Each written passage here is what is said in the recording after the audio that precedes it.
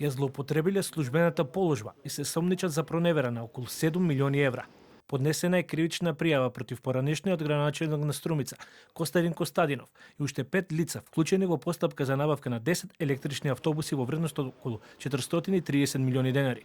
Костадинов, во својство на граначелник, ги пречекорил правилата на постапка за јавна набавка и за потребите на ЈСП Струмица Транспорт и се товари дека доделувал договори за јавни набавки или јавно-приватно партнерство. Пријавениот КК во својство на поранешен градоначелник на општината ги повредил правилата на постапката за јавна набавка на електрични автобуси за потребите на ЈСП Струмица Транспорт од Струмица.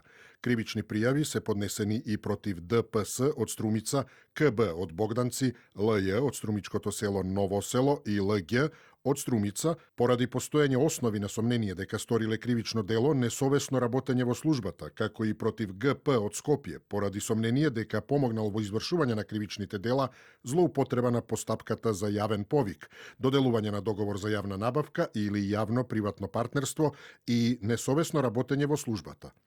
Од основното јавно обвинителство за телевизија 24 потврдија дека постапуваат по пријавата на МВР и дека се преземаат действија за проверка. Пријавата е примена во основното јавно обвинителство Струмица и се преземаат действија на проверки. Костадинов се огласи преку социјалните медиуми, ги отфрли обвинувањата и истакна дека стои на располагање на сите надлежни органи и институции.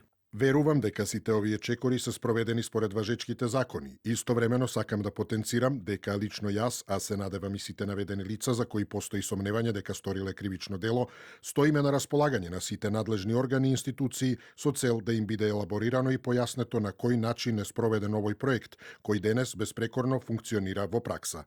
Инаку Костадин Костадинов извршуваше функцијата граначелник на Струмица во периодот од 2021 до 2025 година. Тој беше избран од редовите на Социјалдемократскиот сојуз на Македонија, каде што во моментов има замрзнато членство.